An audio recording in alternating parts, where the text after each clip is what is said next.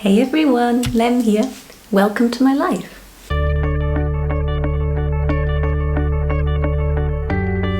I hope you're all doing as well as can be expected during these really weird times. Please ignore the fact that I've managed to give myself a quarantine fringe, even though I had a fringe prior to the quarantine. So, as you know, I'm not the most regular of uploaders at the best of times, but this year I haven't actually uploaded anything since February. I do actually have a lot of stuff that I've filmed, but I just haven't got round to editing it. I had a video of the Frankfurt Carnival, for instance.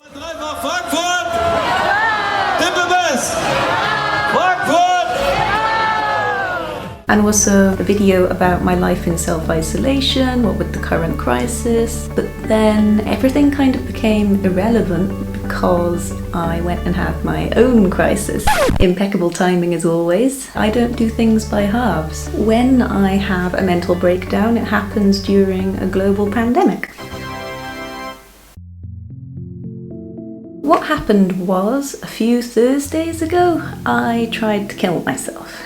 Even saying it now kind of gives me this kind of horrible little shiver in my stomach. To give you more of a context, I'm going to have to take you back a bit further through my mental health history over the years. When I was 15 going on 16, I suddenly began to feel kind of detached from myself. That kind of feeling you get when you have a fever and everything is a bit surreal. Like you're in a film and you're looking down on yourself and someone else is kind of acting in your body, you're watching your own limbs move. That hasn't ever really gone away over a decade later. When I went to university, I went into a very deep depression. That again has been kind of on and off over the years and was treated with multiple medications. I never really had therapy though. When I did my university year abroad, because I did a languages degree, so I had to spend time abroad, makes sense. I had to finish that year early due to my increasingly worse mental health. Now that I live in Germany, I'm from the UK originally, but I've lived here in Frankfurt for 3 years now. I was thinking that things were going pretty swimmingly actually. I was even thinking that the winter just gone had been the happiest for me in living memory. I was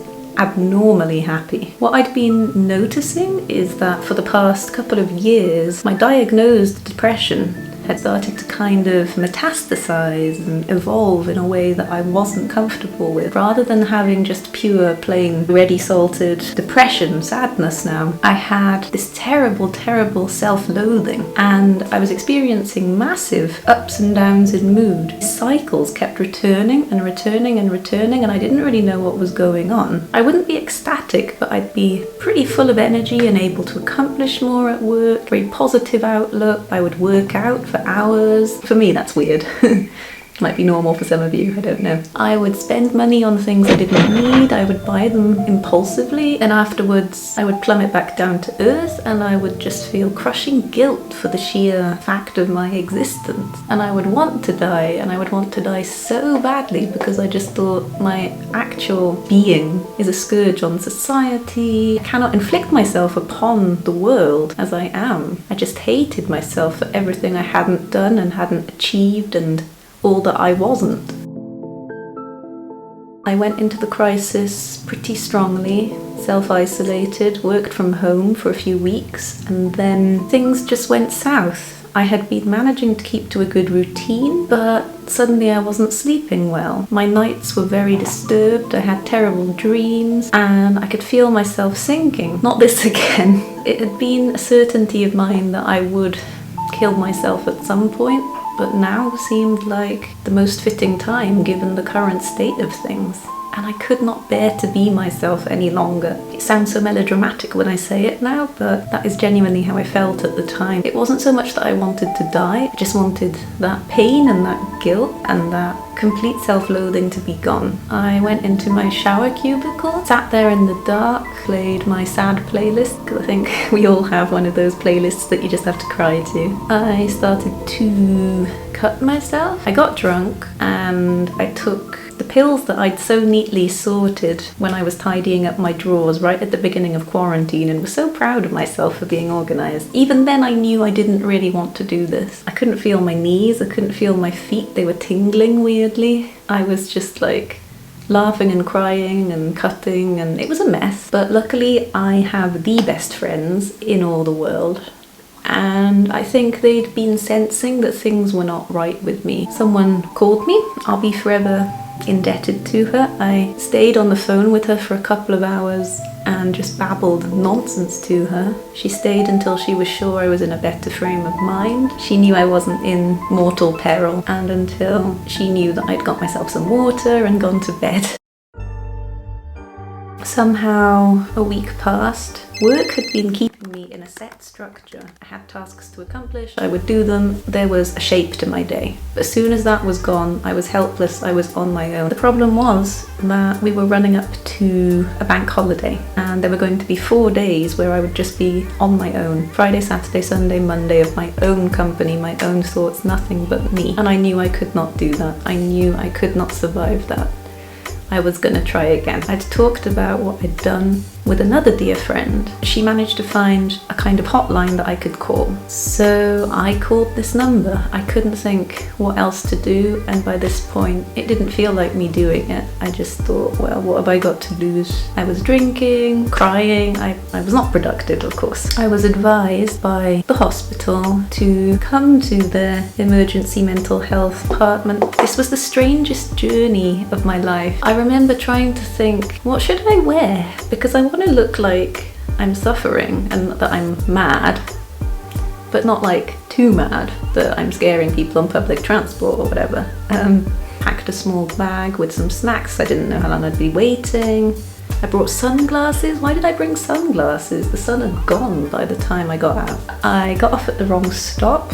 I was utterly confused. I was walking in a ditch at one point. There were big arrows, signs saying, if you suspect you have the coronavirus and you're going to be tested, go this way. And of course, these were the signs that were pointing in the same direction as the psychiatric clinic. So I was like, oh, you know, it's like Corona Causeway down here. This is so surreal. This is so dystopian.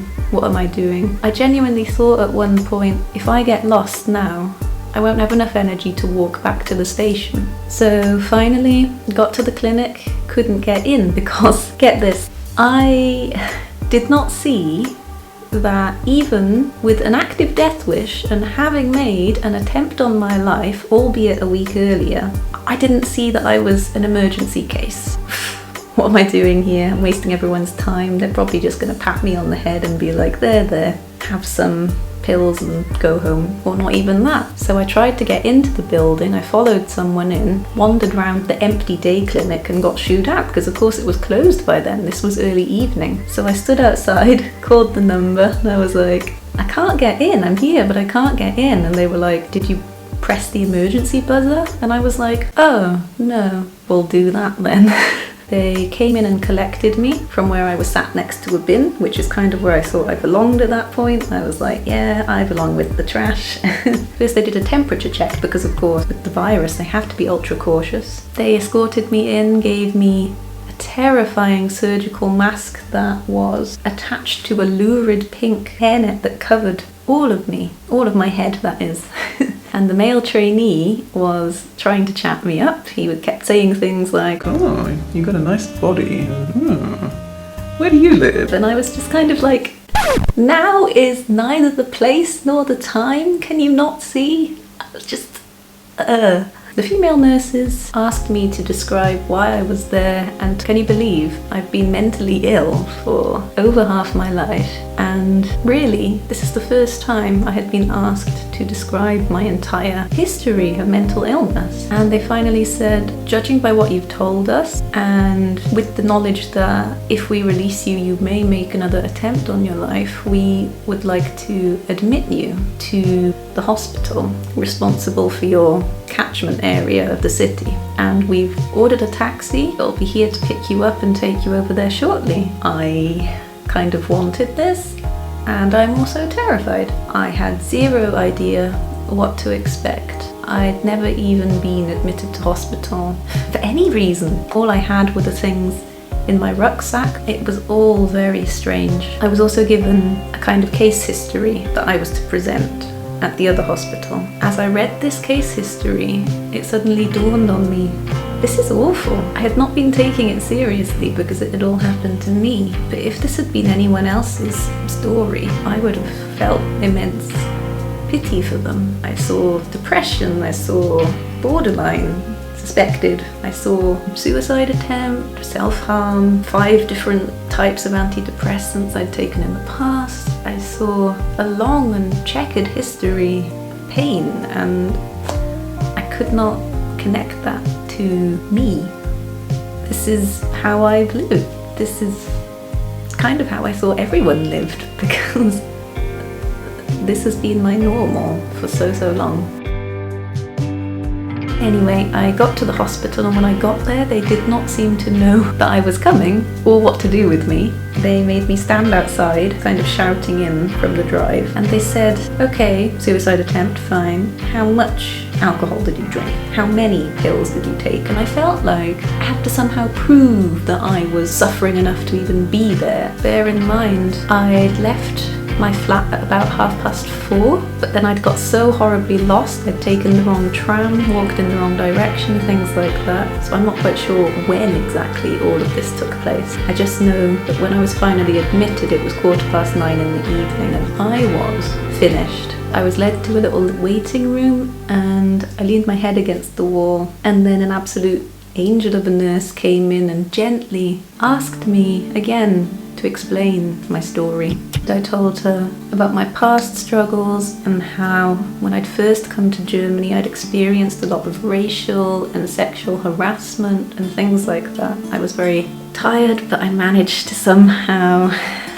You know, this is not the kind of stuff they teach you in GCSE German, but I managed to get there somehow. And she even told me my German was good, and that made me cry even more, just because she was so nice to me. I was led upstairs to the ward, shown to a 2-person room, but I was the only one in it, for which I was infinitely grateful at that point. I was given one of those really flat, perfectly square German pillows that do nothing unless you fold them in half. I was given basic toothpastes and towels. I was given a tiny yellow pill. It looked like some sort of pigment, bright yellow, honeycomb structure, and I was told this will help you sleep, and I took it and it was like falling into the ocean. I slept like an absolute log in my band t-shirt because I had nothing else. And the next few days were very, very dreamlike. My room had a window seat, and I was in the window seat 90% of the time, just leaning my head against the glass and just watching the world go by. The hospital overlooked allotments, so you could see people going in and out and tending to their veggies, playing music. Also the radio tower, which lit up at night and looked really pretty, all neon colours. This struck me as kind of funny in a way, because this was the area that I'd once lived in when I first got to Frankfurt. I could also see the main office of where I work, so that was not so nice. I had a constant reminder of what I should be doing and what I was actually doing. The ward to which I was admitted was home to between about 13 and 17 people. We ranged from sort of student age to, I would say, about early 60s, male and female. Our complaints were vastly different. Some people's mental illnesses had affected them in such a way that their physical movement was impaired and they suffered from shakes. Some people had kind of attachment issues. Some nights there was screaming and arguments. The treatments, again, were various. Some people had drips. Some people, well, we were all on tablets. We were all on varying tablets at different times of day, different doses. My final roommate was undergoing electroconvulsive therapy, which I did not know was still a practice. I'd only ever kind of read about it in the Bell Jar and in Noonday Demon and things, and she would be wheeled in practically comatose every day. A lot of the time, I'd say, I felt like a bird in a cage because I was just so tired and I was so numb for a lot of the beginning. A big part of me wanted to be free, be able to be home and in a familiar place again, but the other half of me knew I wasn't ready for that yet. I was afraid about what lay beyond the cage door, so to speak. I barely left the room apart from when I was summoned to meals and meals were kind of a constant torture for me. I was in the unit for 3 weeks in total. I was admitted on April 9th and I left on April 30th. And for that first week, I felt so incredibly nauseous. In real normal life, I love food. This was an alien experience for me because I was eating like I had a disorder of some sort, because I was picking apart the bread. I was taking tiny little bits of cheese, tiny little bits of ham. I didn't know what I could manage. For breakfast, we had rye bread with cheese and ham and yogurt. And you could also order fruit. Normally there would have been a buffet system, but because of the coronavirus, we were made pre-made trays of food, and they had name slips on them, so you would draw them from a trolley. And we all sat in a kind of zigzag pattern so that we were keeping our distance from our fellow patients. Then we would have a hot meal at noon for lunch, which we could pre-order from a menu, and the selection was very good, I must say. Then dinner time at 5 o'clock was again very, very dry bread. One day I asked for an antiemetic, just something to make me stop feeling like I was going to puke, and the nurses said, "We can't give you anything because the doctor hasn't prescribed you anything. Go and have some tea."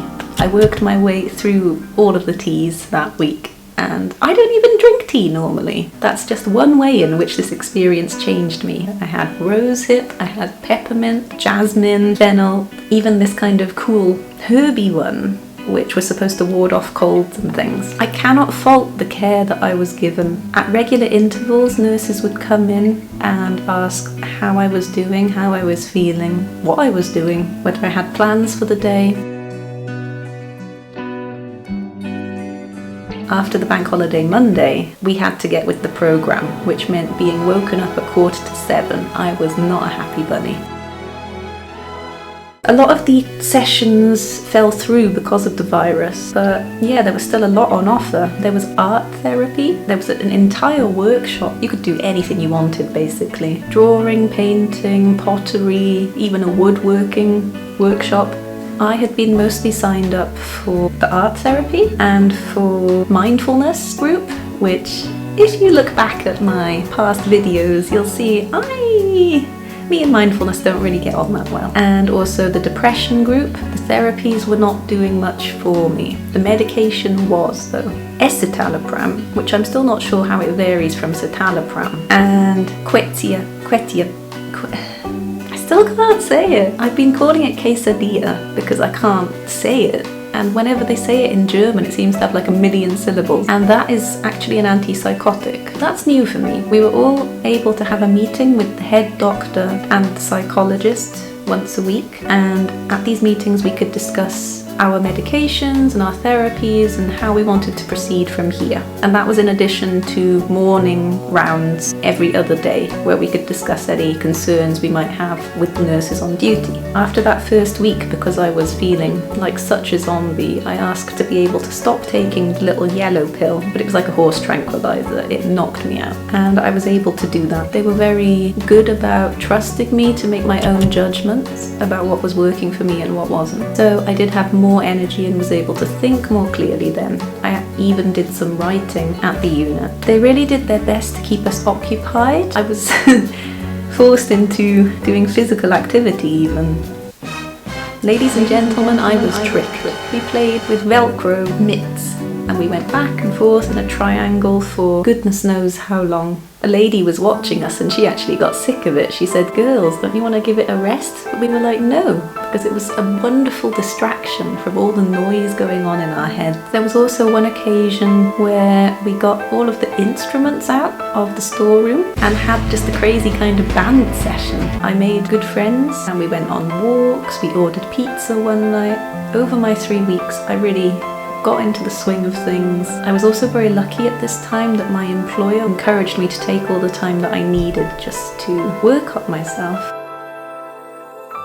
I haven't talked about the psychiatry aspect yet, but that was the most painful for me. I was handed a folder full of information on borderline personality disorder. It's the first thing in my life I haven't wanted to read, but I felt sick when I looked at this folder. Every time we got near to a diagnosis, I would feel physically, viscerally sick because It was just the kind of anticipation, having a label to put to what I felt, and I was longing for some kind of handy umbrella overarching all of these symptoms and kind of wrapping it up in a neat bow and saying, yes, this is what I have. Nobody at this point had said, we think you have this, or we think you have that. I was just one afternoon randomly handed this folder, so I read it through, and I cried. I absolutely bawled my eyes out because I identified with so many of the criteria. The feeling of numbness and unrealness, you know, the depersonalization, yes, that's characterized by the last decade of life. The suicidal kind of ideation and the self-harm, yes, regular, normal for me. The feeling of chronic emptiness, yes, also that. And I was going through and I was told to highlight anything that applied to me. And honestly, I almost underlined the whole booklet. I thought, this is it. I've got my diagnosis. I don't need to know anymore. This is me. So imagine my surprise when a few days later I was given a diagnostic questionnaire by the resident psychiatrist, and the questions ranged from the mundane, like what did you think of school, to the kind of weirder stuff like did you ever sleepwalk as a child, did your parents ever have the talk with you, Over a course of a couple of days, she did a diagnostic questionnaire with me. This was such a tiring process, because she would say, I see you've circled yes for this question. Please give me a concrete example of when you spent recklessly, or give me a concrete example of when you were afraid to try something new. And it's actually harder than you think. Sometimes I had circled something thinking, oh yeah, that applies to me, and then couldn't back it up at all. When she went through the results, she said, okay, it would appear you have absolutely no personality disorder whatsoever. I'm screening you using these two booklets, and one reference guide is for personality disorders and one is for depressive disorders. So yes, you do have depression, but no, you don't have a personality disorder. However, we're going to take this further because you do have 3 borderline traits, and also we need to explore these kinds of highs and lows because there may be some form of bipolar there. So I was like, okay, that makes sense. Things started to go a bit haywire for me. I was starting to feel like I wasn't getting anywhere. By this point, I was well enough to start feeling impatient, and I just wanted to leave the unit as soon as possible. I just thought, I don't deserve to be here anymore. I'm well, I'm stable. This kind of tension built up inside me. I was handed a sheet for another day's worth of therapies. Sure, I liked the art therapy. I even made this cute little box, you know, decoupage. Got all my spare change in it. But like, in realistic terms, what good was it doing me? I was feeling kind of guilty that I wasn't back at work yet. I was finding it hard to have to tell my colleagues, like, well, today I drew a little picture and talked about breathing while sitting on an exercise ball. And I know these things help some people, but for me, I wasn't deriving any more benefit from it. I had a bit of a meltdown, it has to be said. I've never in my life lost my temper at someone like that. And she listened to me and said, you know that you're free to go whenever you choose. Judging by what you say, you've got grounds to be frustrated. We get that. I apologised profusely because I was feeling guilty by then. Although not as guilty as I would have in the past, so the meds were working. I was feeling bad for yelling at her, and she said, for goodness sake, that is my job. This is what I'm here to support you through.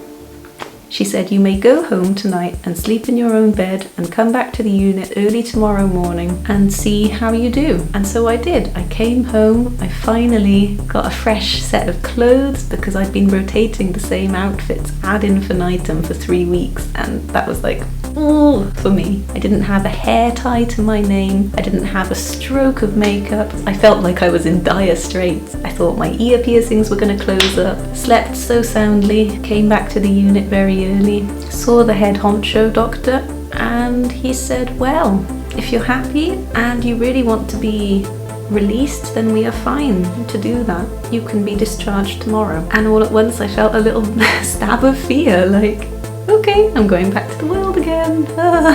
In a way, they didn't want me to leave because they knew I would be going back to my 19 square meters of room and my working from home and my self-isolation, and they knew that might not necessarily be good for me. But I felt ready, I felt strong.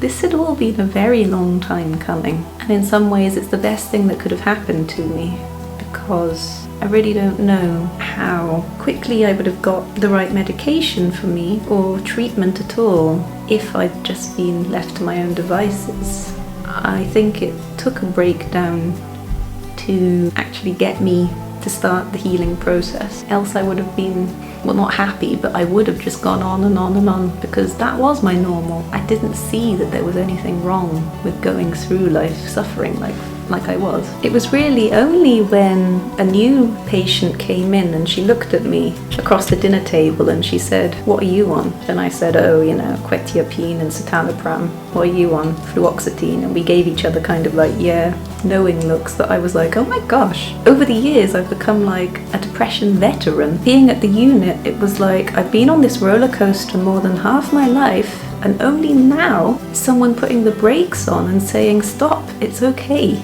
You can get off. You can go on the teacups if you like. It's like you don't actually have to go on this huge, great megaphobia thing that takes you all the way up and all the way down and makes you puke. Like, you can, but you don't have to.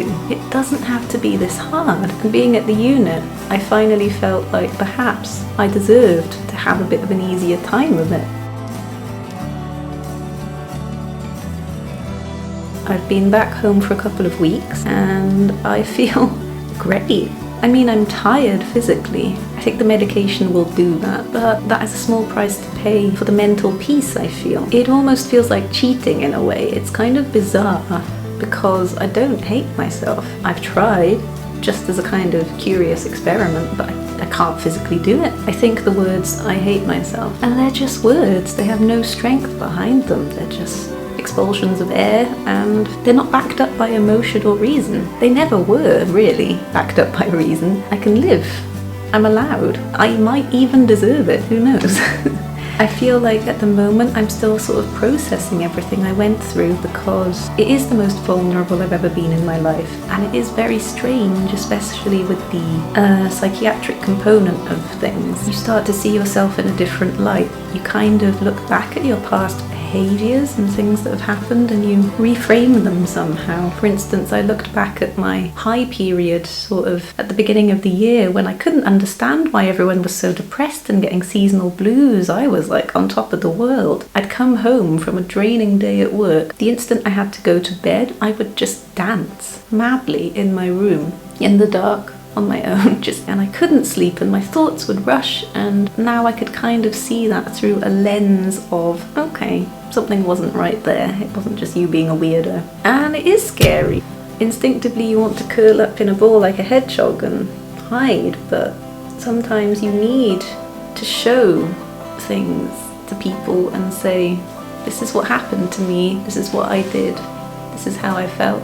And you're analysed and you're picked apart, but things start to make sense and start to fall into place. Even as a child, I was such a perfectionist. I remember drawing pictures of fairies that I wasn't happy with over and over again, and tearing them up and stamping on them in a rage because I couldn't get them right. I've always had these tendencies. The diagnosis that I finally got wasn't complete. I don't even feel like it matters anymore, to be honest. I joked about it at the time with friends. I said, oh well, I'm too special to fit into any box, you know. I'm kind of like a pick and mix. I have a letter that I was given upon my release, and it details my whole history and my presentation when I came to the unit and my blood work and all of these things, and it was quite upsetting to read in a way. It was all very real and very new and very fresh. But yeah, that said, oh, you have kind of reoccurring severe depression without any kind of psychosis. And they'd also put borderline personality, but then I was told, we'll be giving you a new copy of this document. It will be sent to you in the mail, and we've decided that borderline will not feature as part of your diagnosis at all. Which in a way I feel kind of like, well, but I do still have those traits, but they don't qualify me for the actual behavioural disorder. Very, very long story short, I entered with a death wish and left with a few new friends and a new way of seeing myself. Things have changed for me, and that's okay. I've made this video to coincide with the Mental Health Awareness Week in the UK, and the theme of this week is kindness this year. So you might be asking, how does this all tie into kindness? Well, what I found during my time in hospital was that the smallest crumb of kindness from anyone really made all the difference in the world. Something as simple as being given an internet code so that I could contact people on my first night, being directed to a room when I was feeling new and lost and still brain numbed. Just a show of sympathy. The amount of times that a nurse would let me cry to her because I was finding it all so hard made all the difference in the world. Small kindnesses, crumbs of kindness, really kept me going and sustained me through this time. And I was shown so much love and so much support. I wonder if you've heard the saying that it takes a village to raise a child. Well, sometimes I think it also takes the equivalent of a village to retrain your brain when you're suffering from mental illness. You genuinely have to start from the most basic principles and work your way upwards, because for so long I personally had conditioned my brain to believe that if I made a mistake then I deserved to be punished in order to atone for that mistake, and in that way I would no longer make the mistake because I would have learned from the punishment that that was a bad thing to do. And did it work? It did not. It never worked. What happened? I just felt terrible about myself, and stupidly I really thought everyone around me was using a similar system, maybe not to the same kind of degree, but I thought that the equations were the same. Error equaled punishment, or conversely achievement equaled self-worth. So imagine me now going to therapy and discovering that people don't actually, for the most part, physically beat themselves up when they make a mistake. Like, what? Like I was saying, I didn't just have a village in this process. I had like a whole busy, crazy metropolis. Not just the nurses, but the psychiatrists, the therapists, my fellow patients, of course my family, and of course my long-suffering friends who genuinely saved my life. I mean, they are the real MVPs here.